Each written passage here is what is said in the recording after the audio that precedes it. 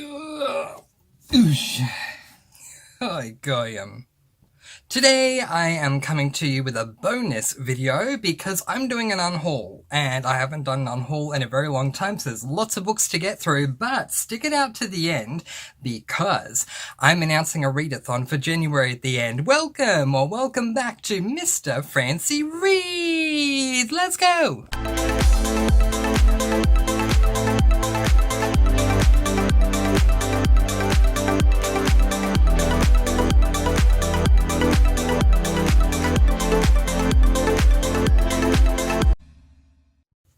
Yes, hello and welcome or welcome back to Mr. Francy Reads. My name is Mr. Francy, or just Francy, call it what you will, and I am honoured that you've once again chosen to join me again today as I go through a massive book unhauling.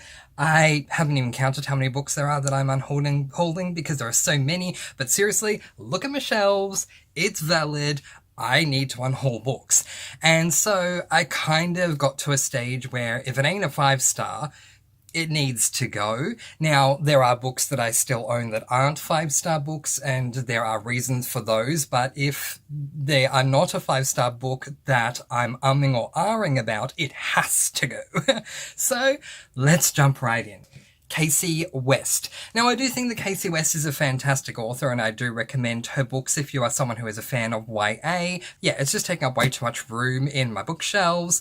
I am keeping one of her works, P.S. I Like You, but the rest have got to go. So, Lucky in Love, Listen to Your Heart, The Distance Between Us, and By Your Side, all gotta go. Good news is, when I see my mum for Christmas, I'm going to take all these books with me to her place. My mother volunteers at a specifically cancer hospital, and they have a wonderful library there for the patients. So yeah, absolutely, I'm going to be giving them to my mum so she can give them to the hospital so that the cancer patients can read them. So they're not necessarily horrible books by any means. They're just books that I either don't want to read anymore or I just don't have room anymore for them on my shelves. So there you go, you got those ones. Next up, Out of Character by Annabeth Albert. This is the sister book to Conventionally Yours. I loved Conventionally Yours. I really did not like this book. Gotta go. Next up, All for the Game, trilogy, which has now become 4 books by Nora Sakavic. They are good books. Book 1 is not an male book, but it's being categorized as such on Goodreads, so please just know that going in. But books 2 and 3, The Raven King and The King's Men are, so I do recommend it on that level, but I just don't need to keep reading the series. Next.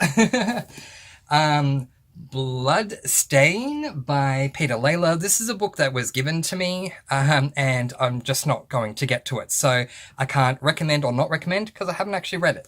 The Seven Husbands of Evelyn Hugo has been taunting both of them, me, both haunting and taunting me from my TBR shelf. I just haven't gotten to it because there are so many books that I want to get to, and I found an alarming statistic online recently, which was, I think it was either 2.2 or 4, one of them, because they're 2 different stats for 2 different reasons, so I don't remember which one, but either 2.2 or 4 million books, different books, are published every single year. I just don't have time to get to this one. So this may be a favourite of yours. If it is, let me know, but hopefully I'm not missing out on anything. And if it is a favourite of yours, I'd love for you to give me, I don't know, a synopsis or something so that I can just know what the story is. But next up, The Love and Gelato, wonderful box set by Jenna Evans Welch. This once again making the point that it's not just 4 stars and below that I'm unhauling. All of these books received 5 stars. The reason I'm getting rid of a lot of my romance or contemporary books, as in male-female romance and contemporary male-female books, is because I want to make room for my LGBTIQ+ section. It means the world to me to represent male books here on this channel, given that I grew up as a gay boy and didn't have that available to me at my library. So, yeah, in order to do that, I have to make room. I loved all of these books. They all received 5 stars. I just don't have the room for them anymore, but the people at the hospital will absolutely love reading them because they are great escape books. Really, I highly recommend them. Jenna Evans Welch, potentially actually a hidden gem of an author. Midnight for Charlie Bone by Jenny Nimmo. Okay, so I started this book, I think 2 years ago, and I shelved it, which the difference between a shelve and a DNF did not finish. You put the book down, you don't intend to go back. When you shelve a book, it means that you are planning on going back to it in the future, you just don't know when. And for me, I'm just not going to go back to it. Gorgeous edition of Sir Arthur Conan Doyle's The Adventures of Sherlock Holmes and the Memoirs of Sherlock Holmes. You know what, actually, I think I'm speaking too soon. I think I'm going to hang on to this. It has gold sprayed edges. It is absolutely gorgeous, and one day I may actually want to read this. So you know what, I take it back. This one will stay. We're now going to go down Ian Rob Wright lane. I love Ian Rob Wright. For those of you who don't know, he is very much a hidden gem of a horror author from England, and I highly recommend him as an author. If you are looking for horror books that, like me, I want books that are horrors to gross me out, creep me out, freak me out, force me to leave the light on, or convince me I'm going to have a nightmare. Not every single one of his books that I've read has done this, but a number of them have, and the ones that I really enjoyed, I am definitely keeping, but the ones that I didn't enjoy as much, I just don't have the room, so they gotta go. Alright, first up, the Ravaged World trilogy, they have to go. I haven't read any of them, but the thing is, I was waiting, and I know I said that word way too many times, but that's the tea. I wanted to start reading these in January of this year, and there was a mix-up with the audiobooks. Apparently, they expired. I reached out to Ian Rob Wright himself, who personally told me. He is wonderful at getting back to his fans, by the way, so if you want to reach out to a great author, reach out to Ian Rob Wright. He gets back to everyone. And he told me that his audiobooks had expired, so they were getting redone, but seriously, it was taking way too long to get them done. I believe that book 2 was redone first, which is fantastic, but book 1 was then gone, and so I couldn't start until book 1 came out, and it was taking way too long to get there. Then I found out, for those who don't know, I don't read premises of books. Then I found out this is kind of like an undead trope, and I'm just not a fan of that kind of thing. You'll like what you like, and that's absolutely fine, but I'm just not a fan of the whole zombie situation. It's not that it scares me too much, quite the opposite. I just find the whole zombie thing to be rather boring. That's just my opinion, and so because that's what this series is, and I didn't know that going in, I went in blind, especially because Ian Rob Wright, I've decided no longer for me. Next up, we have some more Ian Rob Wrights that I have read that I didn't give 5 stars to. Again, not saying they're bad books, just need to make room. Animal Kingdom, great book about a father and his son who end up being trapped in a room at the zoo because all the animals have broken out and they're trying to get their revenge on the humans. I thought, honestly, it was a fun book, but as far as a horror, I don't think so. Anytime a scary moment happened, like if a chimpanzee or gorilla would do something, my reaction was, oh my gosh, a chimpanzee, oh my gosh, gorilla, how adorable. And you don't want that in a horror. So, I mean, it was fantastic. I enjoyed it. I just don't think it was horrific enough for me. The House Beneath the Bridge, I fully, wholly and completely blame the audiobook for, and I hope Ian Rob Wright gets this audiobook redone. I didn't enjoy the story, but the audiobook was really bad. The quality was really bad. And you'll know, if you've experienced audiobooks before, the difference a bad quality audiobook can make versus a good quality one. 2389, I just wasn't a massive fan of. It was an outer space horror, which is totally fine. I'm open to read pretty much any genre. Pretty much, not all, but pretty much. And it just didn't work for me. So, gotta go. The Uglies trilogy by Scott Westerfeld. Okay, I'm not saying that this is a bad series by any means. It just was not a standout for me. I found myself to be mostly rather bored with the series, to be honest, and you can go ahead and check out my Goodreads reviews, but if you are a fan of dystopians, I still recommend picking them up. They weren't amazing, and again, I need to make room. So we have Specials, Pretties, and Uglies. Oh, actually, hang on. I've got this in the wrong order. It's Uglies, Specials, then Pretties. Yeah, so it was fine, it just didn't stand out to me, so it's got to go. Red Queen box set of 5 books. I read the first 2, and then I think I DNF'd the 3rd one. Yeah, really loved book 1, and quite frankly, I should keep book 1. Hold on a moment. Okay, mind officially changed for the second time. I'm going to hang on to Red Queen. I loved Red Queen, and if viewed as a standalone, yeah, fantastic. Final two books I am unhauling are Shadowland by Alison Noel and Sorrow and Starsight by Caroline Peckham and Suzanne Valenti. Hang on, don't judge me. I have 2 copies of both of these. And the reason that I have 2 copies of this one is because this one came first, and it is the matte edition, I think, but I wanted the glossy edition, so I reordered another copy, got the glossy edition. It's, can you see that? There, that section there. So yeah, once I got the glossy edition, I just no longer needed this one. And Shadowland, I ended up getting the hardcover edition of this book because it was cheaper, and I got this one from a thrift shop, which is absolutely fine that I got it from the thrift shop, but I just don't need this edition anymore. Alright, I promised it at the beginning of the video, and here it is. First of all, thank you very much for sticking around. If you've made it this far, leave a nice little, a sun or a thumbs up emoji, because I was going to say sparkly heart, but we always use sparkly hearts, don't we? So a sun or a thumbs up emoji to let me know you've made it this far. I am going to be hosting a Read-A-Thon in January. It has been forever since I've hosted a Read-A-Thon. I am also hosting Buddy Reads, and I've spoken about them in my 2025 Buddy Reads video. Just click on the playlist for my 2024 December videos, and you'll be able to watch that, and you can join us for those as well. This is separate on top of that. This is a read-along that I'm doing in January, and it is going to be called the Jumpstart January Read-A-Thon. I think it's always great to like springboard yourself into the first month of the year when it comes to our reading, and hopefully these prompts will assist. If you would like to join in, I would love to have your company, whether commenting here on the video or over in the Discord. Just quickly, to find the Discord, the link to my Discord is in the description as well as in a pinned comment for ease of access. Come along and join us. We have a great time over there in the after party, known as the Sparkle Cafe, because it absolutely is that. It's just like with what you would imagine with a cozy cafe. We do some reading, then we have nice little conversations. It's just a cozy Sparkle Cafe. It's really beautiful. Anyway, so Jumpstart January Read-A-Thon. Let's go through the prompts. It is a bingo board, a 3x3, so let's begin.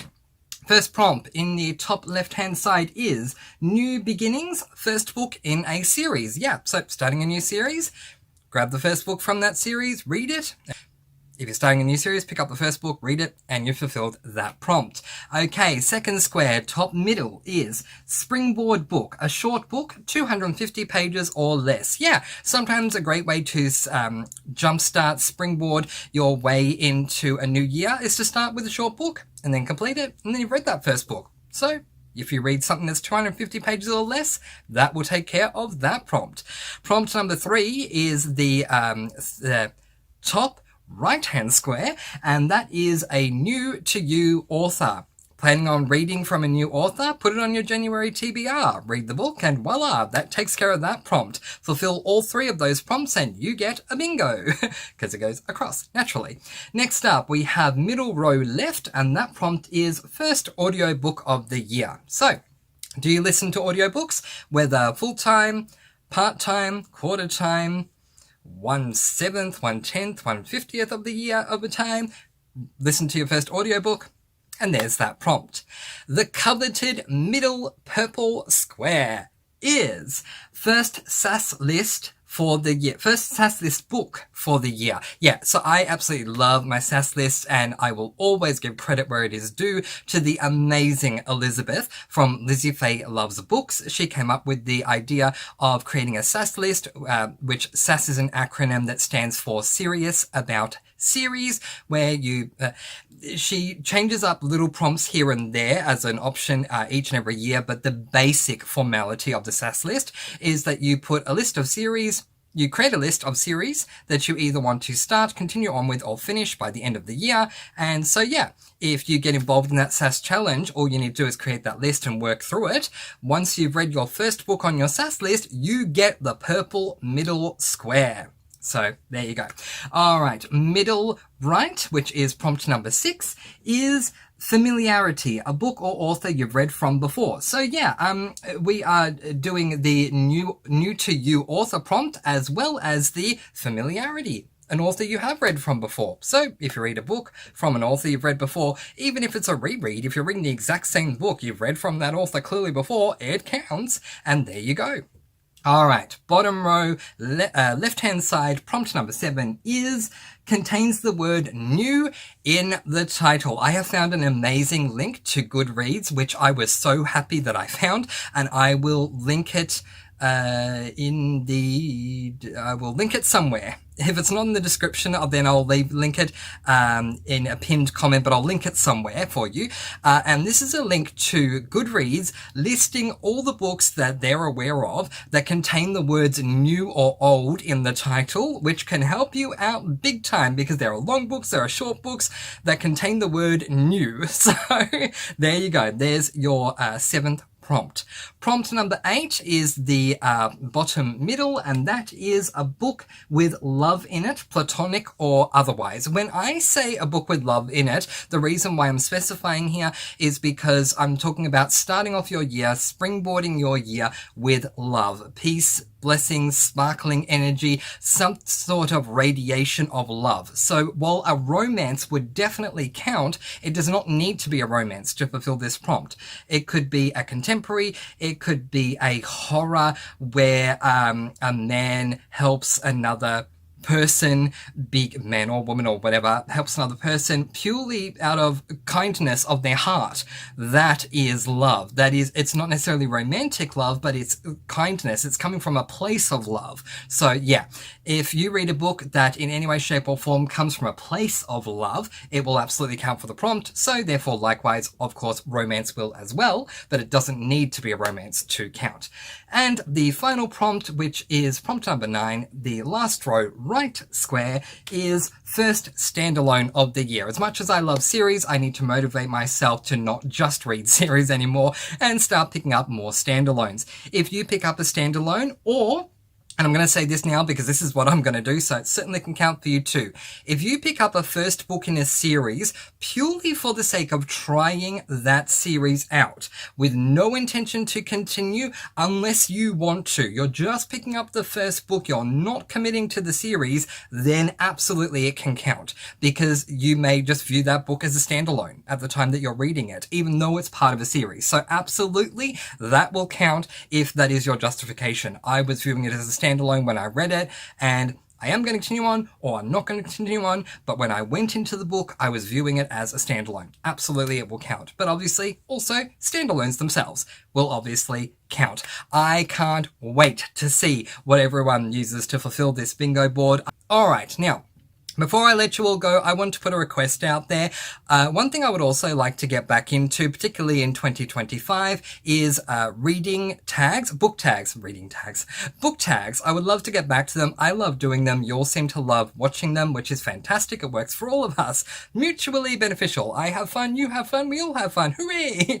However, I don't know which tags I should do. So comment below and let me know a book tag that you would like to see me do. If you can leave a link to where you found it, whether it be the blog or the video or whatever, doesn't need to be the initial creator, just wherever you found it. That would be great because then I can read it or watch it so that I can, see it myself. And then I will do it, and then I'll give you a shout out in the video as being the person who recommended that book tag to me. So there you go. So much to talk about in this bonus upload.